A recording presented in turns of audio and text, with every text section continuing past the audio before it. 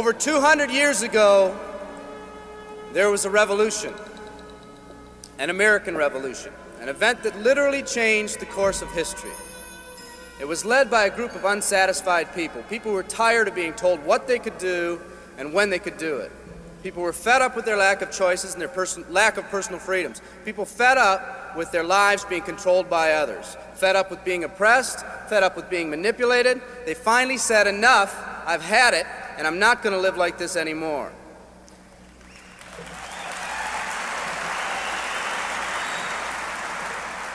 Our ancestors were people that took full responsibility for what happened to them.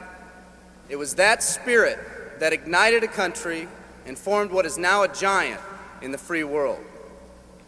I have a question for you. Where's that spirit today? It's time for another revolution.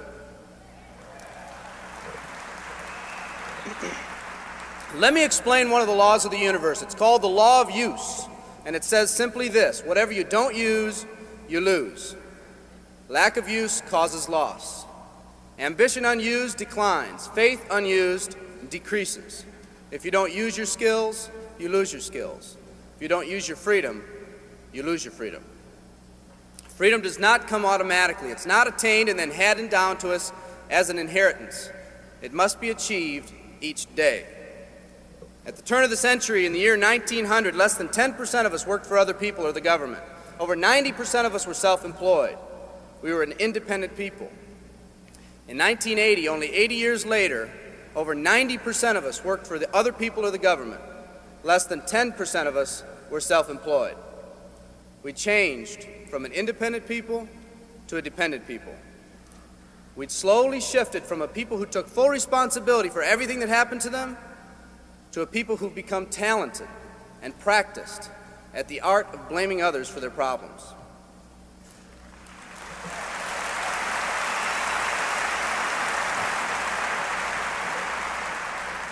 Our giant has fallen asleep.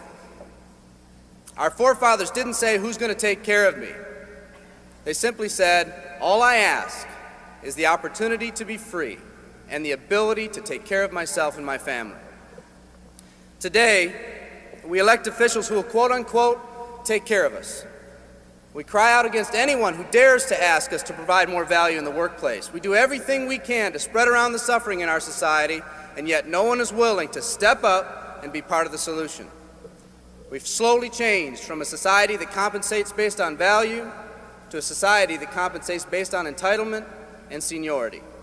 What we've come to believe is our due. We act as if someone actually owes us a living. Part of this change is due to the dramatic rise of conformity in our society. We're all taught to conform. Incredible pressures are put on us every day to do things, quote unquote, the right way. And yet no one asks the question, is this really the right way? A man once said, I'm just a collection of mirrors reflecting what everyone expects of me. We live our lives to please those around us, and the scary thing is, the people around us are doing exactly the same thing. Psychologist Rollo May calls us outer-directed people. We don't act, we only react. We seek not to be outstanding, but to fit in. We're able to respond, but not to choose. Perhaps that's why a wise man once said, the mass of men lead lives of quiet desperation. In order to change, we need to become inner-directed people. People with our own purpose. People who are not easily swayed by the opinions of others. And that's difficult because from a very early age, we look to the opinions of others to orient ourselves and to validate our decisions and our actions. Nietzsche said, we need more strong people in this world because the weak, by their sheer mass, are forcing weak ideals and weak values on us all.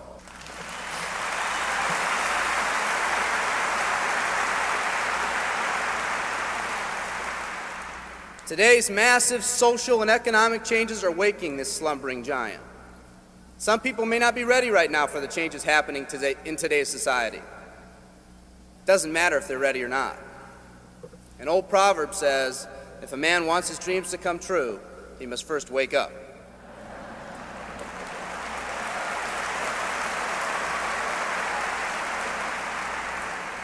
I, for one, am glad for the radical changes in our society because I believe that within that crisis, we will find that independent spirit that once pioneered this country.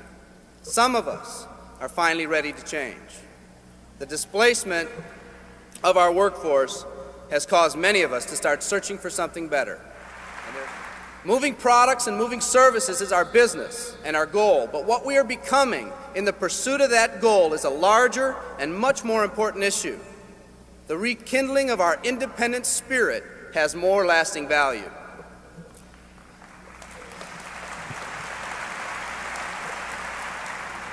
There's no more noble a business than the business that encourages the development of people. Every living organism has one and only one central need in life: to fulfill its own potentialities. The acorn becomes an oak, the puppy becomes a dog, and that's all that's required of the oak and the dog. But the human being's task in fulfilling his or her nature is much more difficult. The reason is, unlike any other living creature on this planet, you've been given the dignity of choice. You'll not grow like a tree.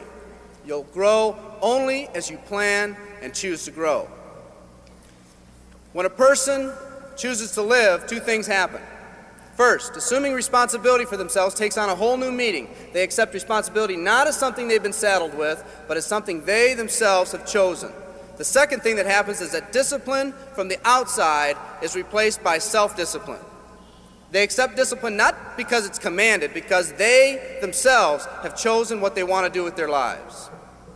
Just like when the disenfranchised men and women over 200 years ago got fed up and said, "I'm not going to live like this one more day," there's another revolution coming. It's coming not just from Americans, but from people all over the world.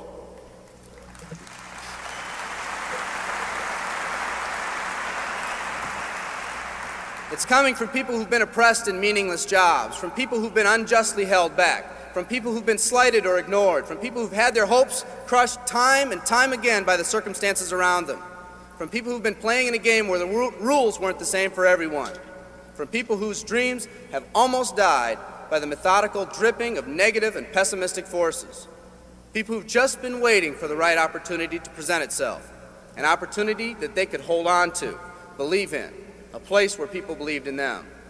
I hear the rumbling of this coming revolution every day. The old rules are changing, and society is finally ready for that change. Will people try to persuade you not to rise up? Yes, they will, and sometimes with the best of intentions. But we must fight anyone or anything that tries to influence us against our freedom. And they'll try. Believe me, they'll try.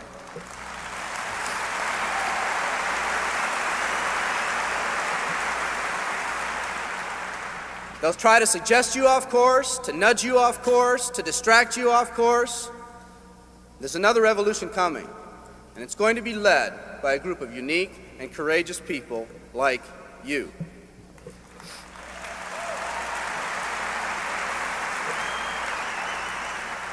People who've had it with the way things are. People who've picked out their mountain in life and said, "I'm going to the top." And if someone tells you you can't climb mountains, you don't have any experience. You tell them, "I'm going to the top."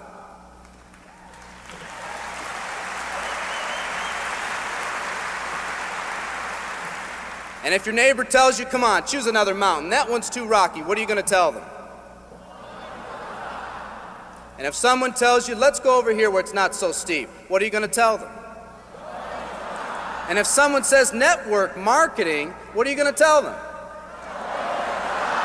And if your friend tells you, "Come on, let's climb this one, that one's too slippery," what are you going to tell them?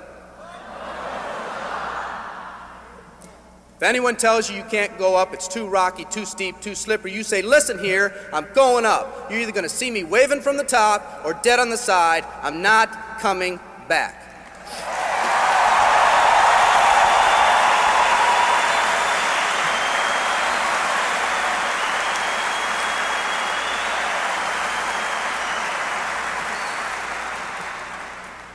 There's something about the do-or-die attitude. It's almost like when someone has a do-or-die attitude, time, fate, and circumstances seem to get together, have a hasty conference, and say, they say they're going to do it or die.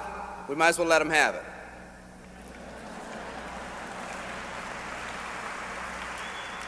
The people in this arena are special. You're special because you've already rekindled that independent spirit. You've already said that you're not going to conform to negative pressures around you. You've all said enough, I've had it, and I'm not living like this anymore. You are the people who want to set big goals and aspirations for yourselves and your families. People who want to live in a country where families are brought together again instead of being torn apart. People who want a country where once again owning your own business and controlling your own destiny is commonplace.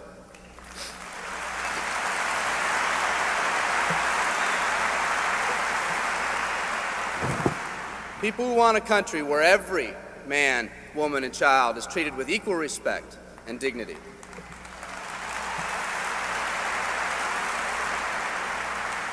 People who will pay any price so their families will not live with the legacy of maxed out credit cards and unfulfilled promises.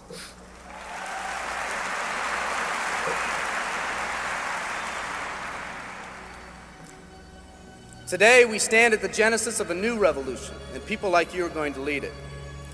Theodore Roosevelt said these words decades ago, and I think they're particularly appropriate today. He said, "We see across the dangers of the great future, and we rejoice as a giant refreshed. The great victories are yet to be won, the greatest deeds yet to be done. I've dreamt of a company that can give us the opportunity to make these dreams come true by allowing us all to fulfill our own true potential. I love you all. Thank you very much."